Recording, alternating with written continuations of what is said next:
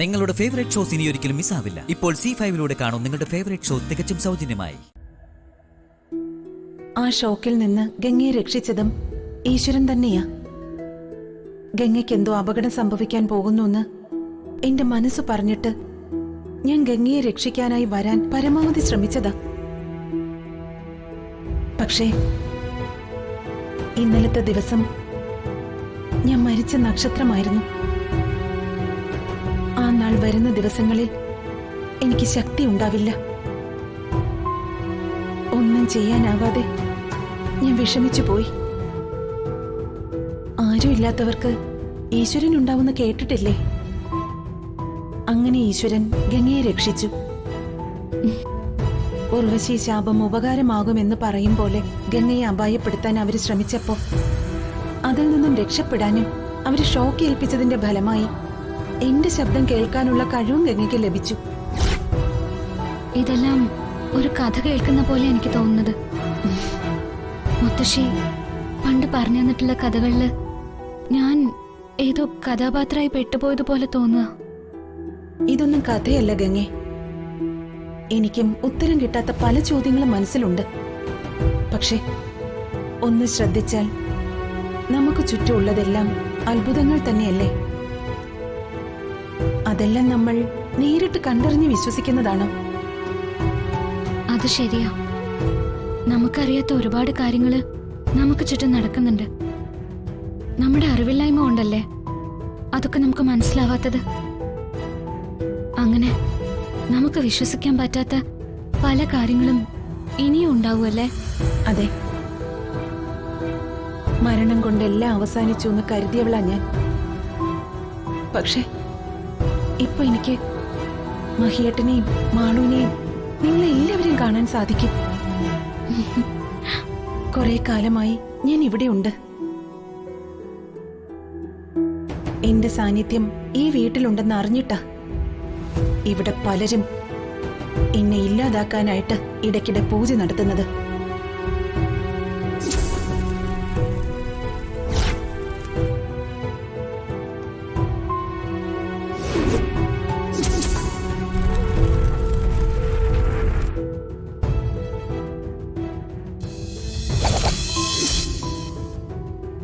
ഓ, അതായിരുന്നല്ലേ ഇവിടെ പൂജ നടത്തിയിരുന്നത്?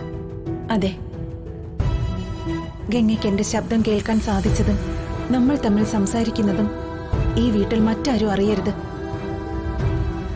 അറിഞ്ഞാൽ അവരെന്നെയും ഇല്ലാതാക്കും, ഗംഗയെ ഇല്ലാതാക്കും. ഇല്ല, ഞാൻ ആരോടും പറയില്ല. എനിക്ക് എന്റെ മാളുവിനെ കണ്ട് കൊതി തീർന്നിട്ടില്ല ഗംഗെ. അവരെന്നെ ഇല്ലാതാക്കിയാൽ പിന്നെ പിന്നെ എനിക്ക് എന്റെ മോളെ കാണാൻ സാധിക്കില്ല. അതെനിക്ക് വയ്യ. ഗൗരി ചേച്ചി പേടിക്കണ്ട, ഞാൻ ആരോടും ഒന്നും പറയില്ല. ഗംഗെ, എന്താ ചേച്ചി? ഞാനൊരു കാര്യം ചോദിക്കട്ടെ? ചോദിക്കൂ. നീ എന്താ മഹിയേട്ടനിൽ നിന്ന് അകലാൻ ശ്രമിക്കുന്നേ? അത്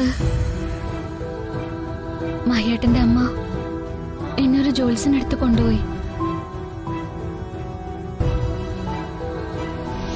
ഈ വ്യക്തികൾ ഒരുമിച്ചുള്ള ദാമ്പത്യ ജീവിതം ഈ കുട്ടിയെ വിധവയാക്കും.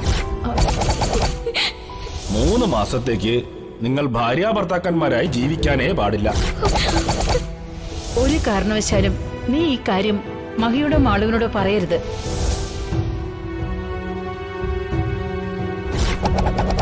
അതുകൊണ്ടാ ഞാൻ അങ്ങനെ പെരുമാറുന്നത്. മഹിയേട്ടന്റെ ജീവൻ രക്ഷിക്കേണ്ടത് എന്റെ കടമയല്ലേ? ഗംഗ, ഞാൻ പറയുന്നൊരു കാര്യം അനുസരിക്കണം. എന്താ ചേച്ചി? ഗംഗയുടെയും മഹിയേട്ടന്റെയും ജാതകം മറ്റൊരു ജോത്സ്യനെ കാണിക്കണം. അയാൾ പറയുന്നത് എന്താണെന്ന് കേൾക്കണം. ഗംഗയ്ക്ക് ഇഷ്ടമുള്ള ആര് വേണേലും കണ്ടോളൂ. ശരി. ബാക്കി കാര്യങ്ങൾ നമുക്കിനി അത് കഴിഞ്ഞ് സംസാരിക്കാം. ഗംഗയ്ക്ക് എന്താവശ്യം ഉണ്ടെങ്കിലും എന്നെ ഒന്ന് വിളിച്ചാൽ മതി, ഞാൻ എത്തിക്കോളാം. ശരി. ഞാൻ പറഞ്ഞത് മറക്കണ്ട. നമ്മൾ തമ്മിൽ സംസാരിക്കുന്നത് മറ്റാരും അറിയരുത്. ഇല്ല. ശരി ഗംഗേ, ഇപ്പൊ ഞാൻ പോകുന്നു. ഉം.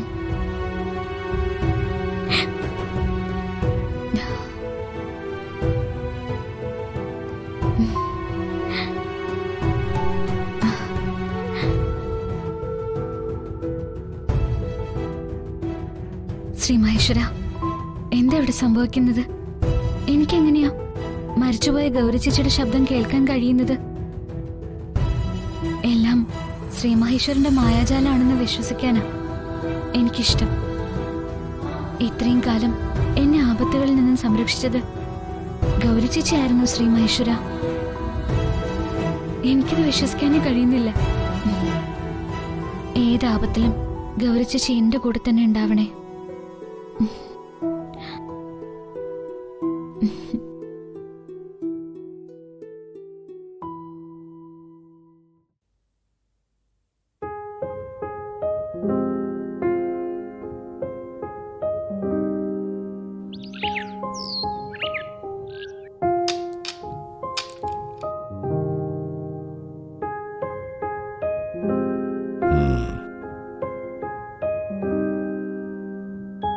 കുട്ടി പറഞ്ഞ ജനന സമയങ്ങൾ വെച്ച് ഞാൻ പരിശോധിച്ചു. നിങ്ങൾ തമ്മിൽ 10-ൽ 10 പൊരുത്തമാണ് കാണുന്നത്. സത്യമാണോ തിരുമേനി? വെറും പൊരുത്തമല്ല, നിങ്ങളുടെ ജാതകങ്ങൾ തമ്മിൽ ശിവപാർവതിമാരെ പോലെ പൊരുത്തമുള്ളതാണ്.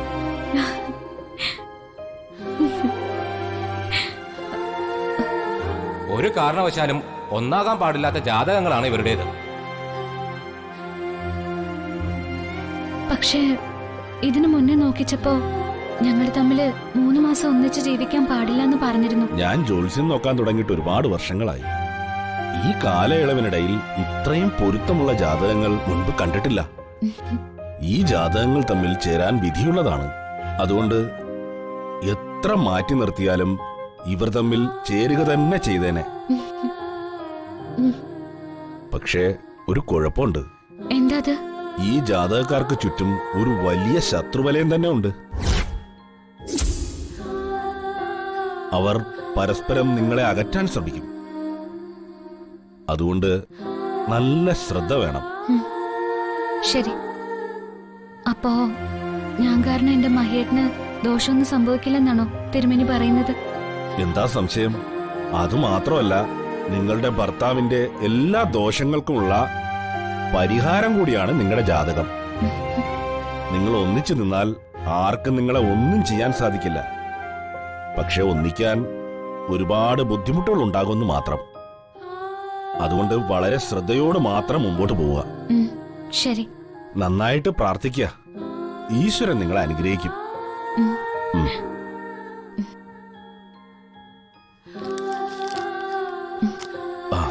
സർവേശ്വര. ശ്രീ മഹേശ്വര, എന്റെയും മഹേട്ടന്റെയും മാളുവിന്റെ ജീവിതത്തില് സന്തോഷം നിറച്ചതിന് ഒരുപാട് നന്ദി. ഡൗൺലോഡ് ചെയ്യൂ C5 ആപ്പ്. കാണൂ എല്ലാ എപ്പിസോഡുകളും സൗജന്യമായി.